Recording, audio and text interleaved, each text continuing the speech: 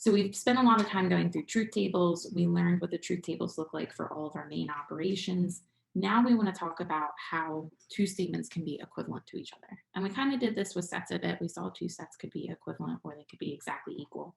So equivalent mostly just meant they had the same number of elements. And so when we kind of extend that idea to statements with symbolic logic, basically they're going to have the same truth value. So we say two statements are equivalent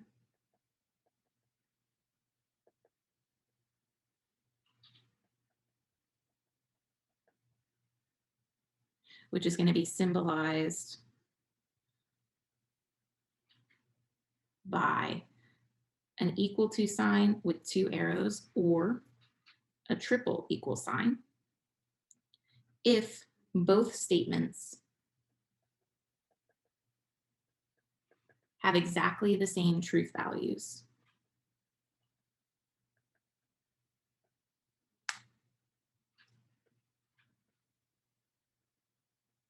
In the final column of their truth table.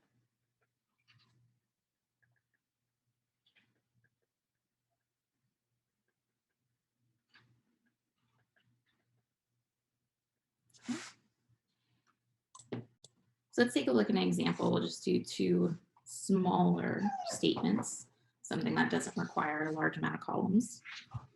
We're going to see, are the statements if P, then Q, and not P or Q equivalent?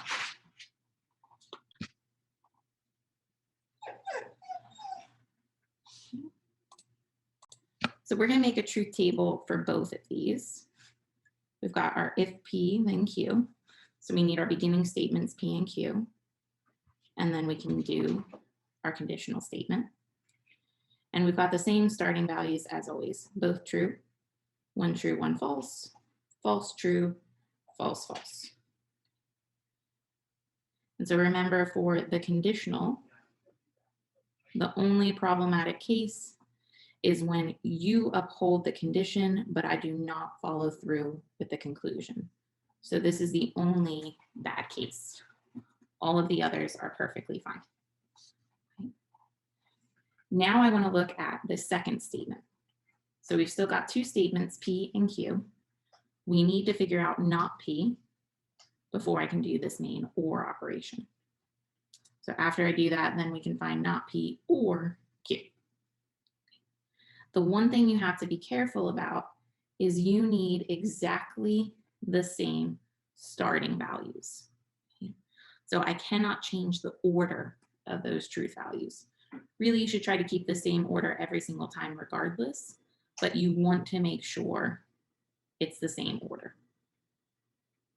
Okay? I'll make a note of that as soon as I finish making my table. Okay?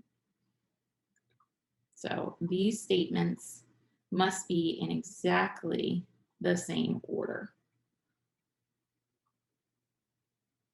Okay?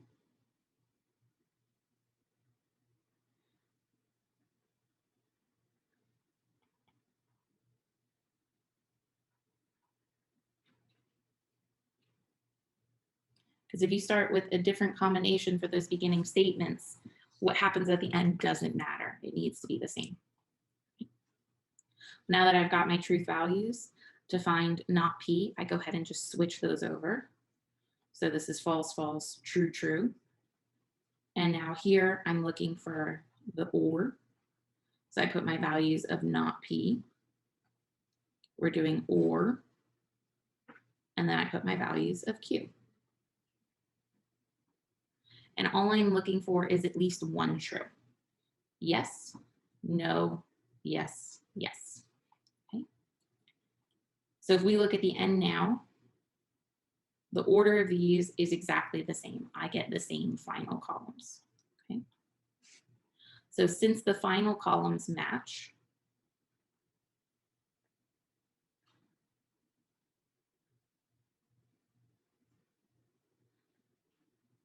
we can say the two statements are equivalent.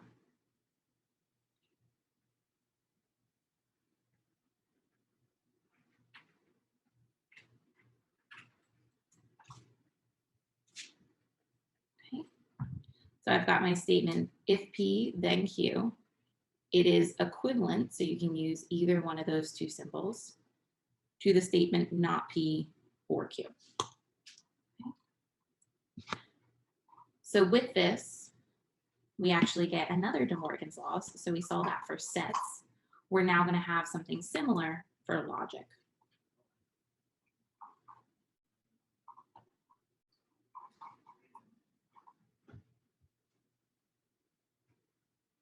Okay.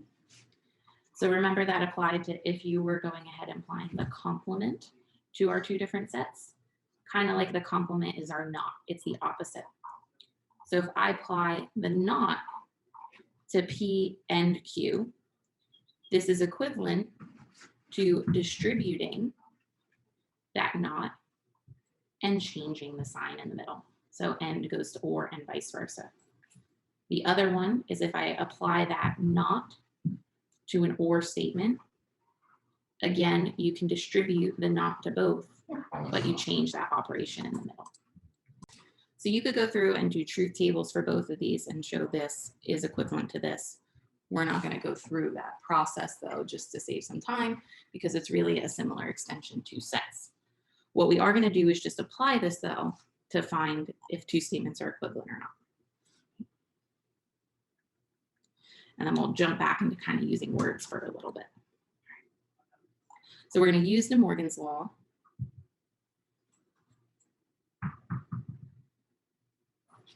to determine if the statements are equivalent.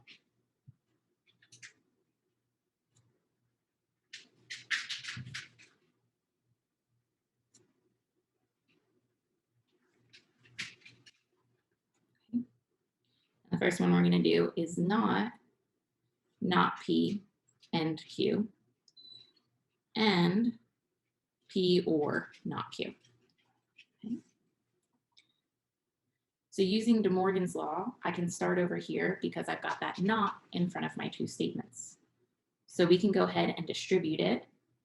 And this would give us not of the first statement, not of the second statement. And we have to go ahead and flip that operation in the middle. So it flips from and to or. Okay.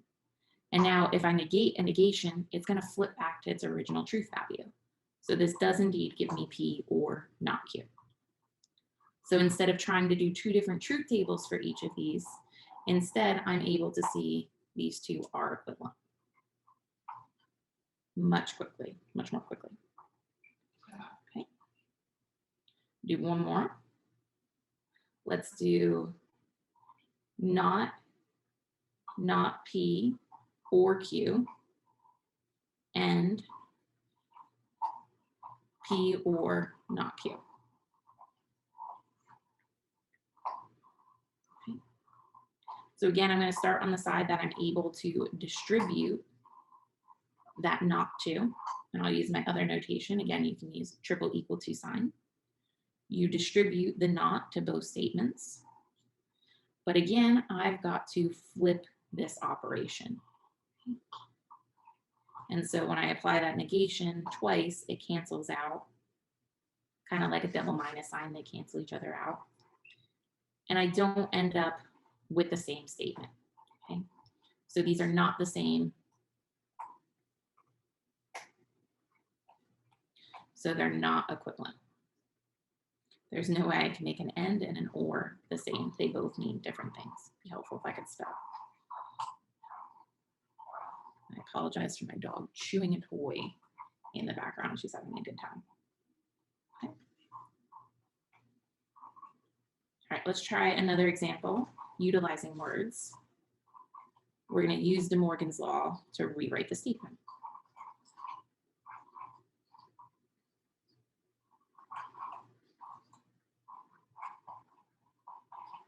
Okay. So our statement we're working with is, it is false that Taylor Swift is a country singer.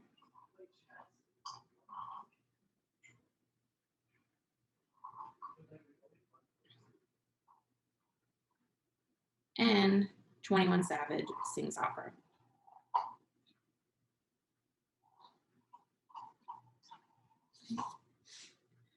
So I want to put this first in symbolic form to see how I can use De Morgan's Law.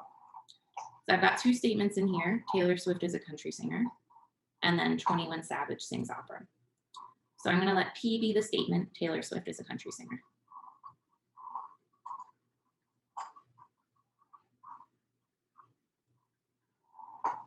And I'm going to let Q be the statement, 21 Savage sings opera.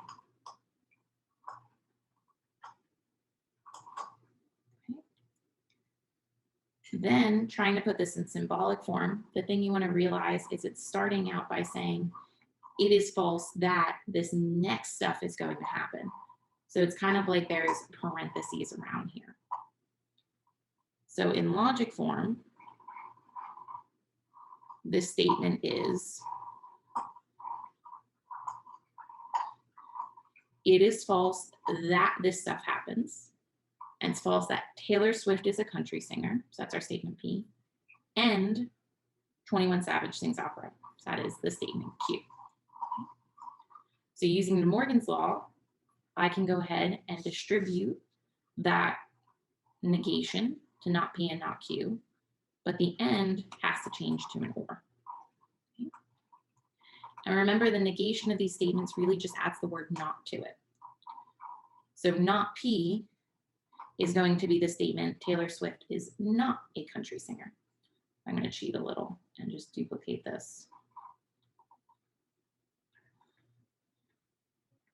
The negation of this statement is Taylor Swift is not a country singer. And the negation of Q is 21 Savage does not sing opera. So an equivalent statement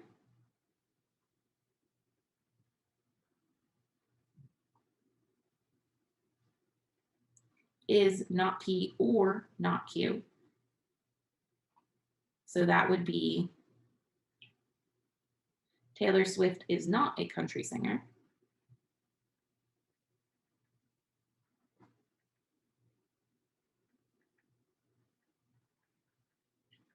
Or 21 Savage does not sing opera.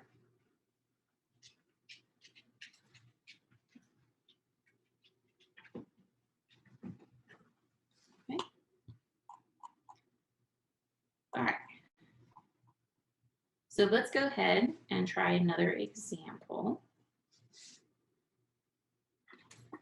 One that requires us making a truth table instead. We're going to determine if the statements are equivalent.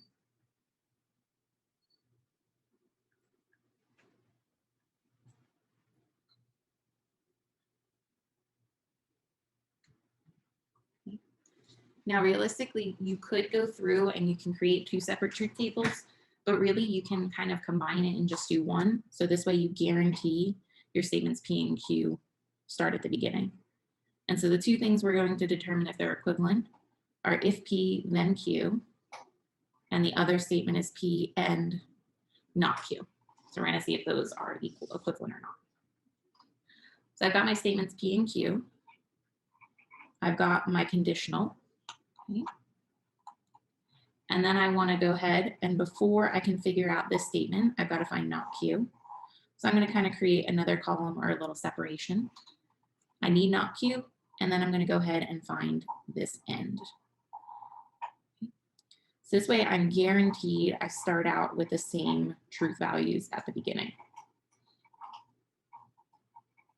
Okay. All right.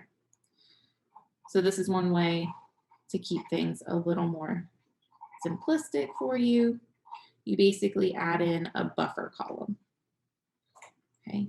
And then I'm going to compare these two columns in the end.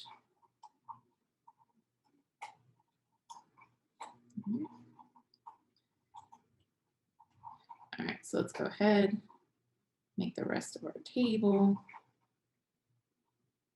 And then I'm going to go ahead and I'm going to gray this middle area out because I don't actually need it. Okay. So this way I can make the comparison. So going through our if P then Q statement, again, this is the only problem. You do what you need to do, but I don't uphold my end of the bargain. So that's my truth value for if P, then Q. Now we need to figure out not Q before I can deal with this statement. And again, that flips everything. Okay. So to do my end, I'm going to put my P statements first. So true, true, false, false. We're doing the end operation. Okay. And then I want to put my values of not Q, which is false, true, false, true. Okay. For end, I need both of them to be true. They're not here. They're both true here, but not in any other column. So comparing those two truth value statements, I don't get exactly the same column.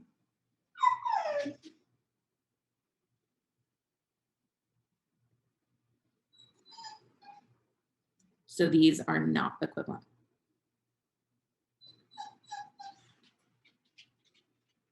Okay. All right. So from this, we're going to learn some more terminology. I know we learned lots of it. We have a bunch of variations for this conditional statement.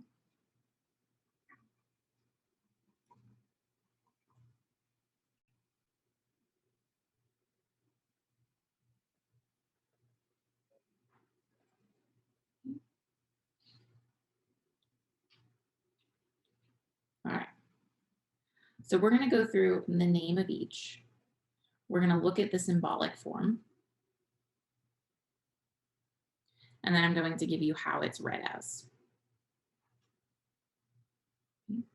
And in total, we have 4 different variations of our conditional statement. Don't really need much room for the symbolic form.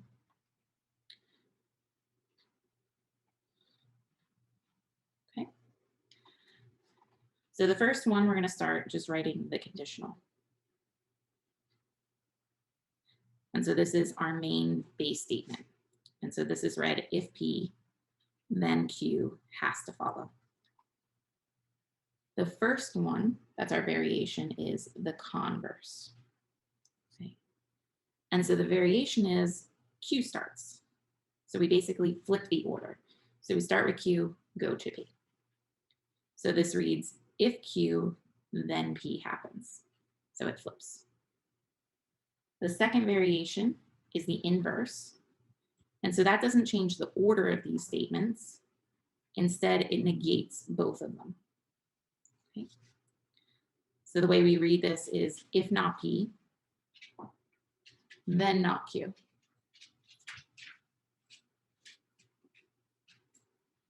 See if I can make that look a little better. Okay. And the last variation is we do both. We negate both statement, we flip both statement. And that's called our contrapositive. So you flip it, Q and P, negate both of them. So we read this as if not Q, then not P. The way I kind of like to recognize this is the 2 special ones that have con are the ones that flip it and start with Q. Okay? The inverse does not change. The longest word does both. It flips and it changes. Okay? So inverse is kind of like just changing the truth values themselves. So it doesn't change the position, changes those values. Okay? From this, though, we want to see which are equivalent. So which ultimately give the same meaning, don't change the truth value in the end. They can't all be the same because I can't just switch things and hope for the best. So we want to figure out which have the same truth values. Okay. So what I'm going to do is we're going to create a giant chart.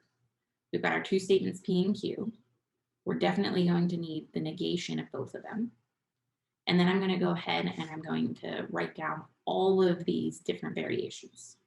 So we're going to have our conditional, we have our converse, we have the inverse, and then we have our contrapositive. And I want to see which result in the same truth value. So go ahead, prep my chart ahead of time with all of my different statements. Going to be a giant truth table. That's not straight down. It's okay, there we go.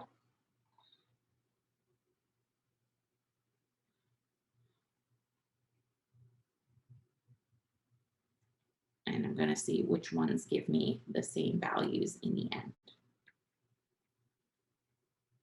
Okay. All right, so start with our same true, true, true, false, false, true, false, false. Same order as always. The not switches them. So not P would be false, false, true, true. And not Q is false, true, false, true. So for each of these, I'm going to go ahead and put the values of P, the values of Q. So we put our values of P first. And we're doing our normal conditional and our values of Q afterwards. And so our only bad case is, again, when you start true and lead to false. So this is false while everything else is true. Now I'm going to go ahead and do if Q then P. So basically it's going to put the opposite of these. Start out by writing Q first. And then are still doing our conditional. And then we'll put P at the end. So that's true, true, false, false. And now our bad case is moved to here. I start true, lead to false. You got the A, I did not buy you the car. So this is a false statement while everything else is true. So these definitely are not the same. Okay. Now I want to do not P, then not Q. Okay. So I'm going to start by putting my values of not P, which is false, false, true, true. We're doing still a conditional statement. And then we put the values of not Q. And again, here is my only problem. This is false. Everything else is good. So these two end up with the same. So these two statements are equivalent to each other. Now, if I go back on to my contrapositive, that's just going to, again, flip these arrows. So I'm going to start with not Q. So false, true, false, true. And then we put not P, which is false, false, true, true. And our only bad case is right here. So this one's false, but everything else is good. Okay. So our conditional statement has the same values as the contrapositive. Okay. So ultimately, our conditional is equivalent to not Q, then not P. That's not a P. So the conditional statement is equivalent to the contrapositive.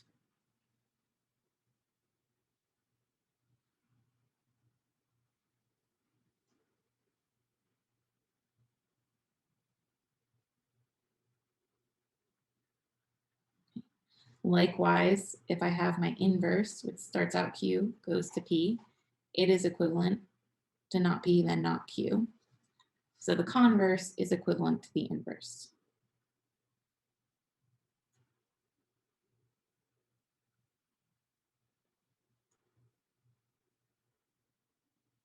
Okay. So I really just have one last example in this section, and I think it'll kind of make sense so you can kind of see why these two are equivalent to each other as well. So we're going to write the converse, inverse, and contrapositive.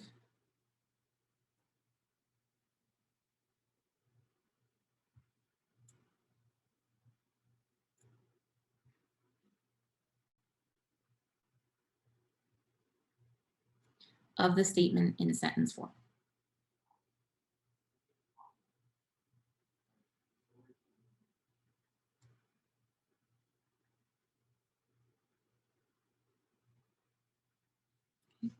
And the conditional statement we're going to work with is if it snows in Florida,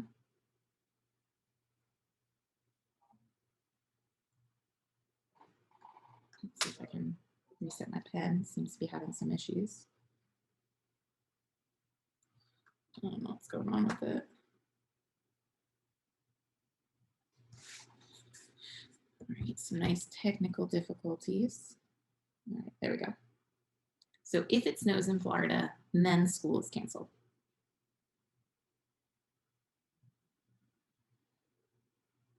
So you can see the sentence logically makes sense. Yes, that is definitely going to happen because we don't get snow. So this is the conditional. It starts with P and then ends at Q.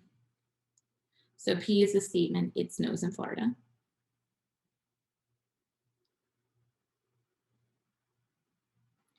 And Q is the statement, school is canceled.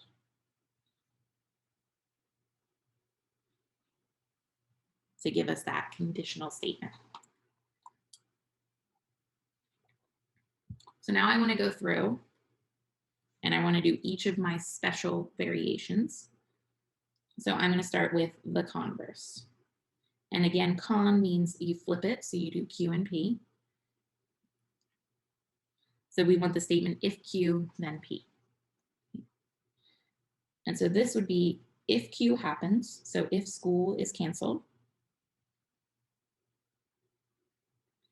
then the statement P happens, it snows in Florida. Okay. So you can kind of see we started with a statement that makes sense. If it snows in Florida, school's definitely going to be canceled. But if school's canceled, doesn't mean it's snowing in Florida. It could be a hurricane, could be something else. So that reverse isn't going to have the same meaning necessarily as our conditional statement. Okay. Let's try the inverse now. So inverse does not change the order, but it does apply negations to it. So I start out with not P. If it does not snow in Florida,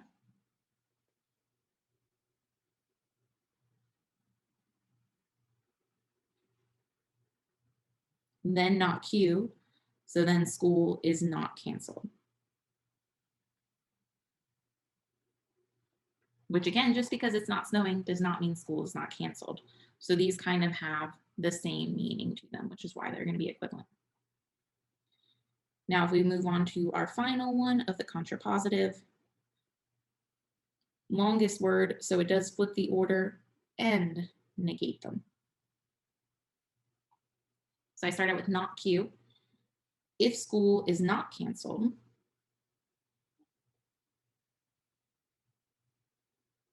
then not P, then it does not snow in Florida.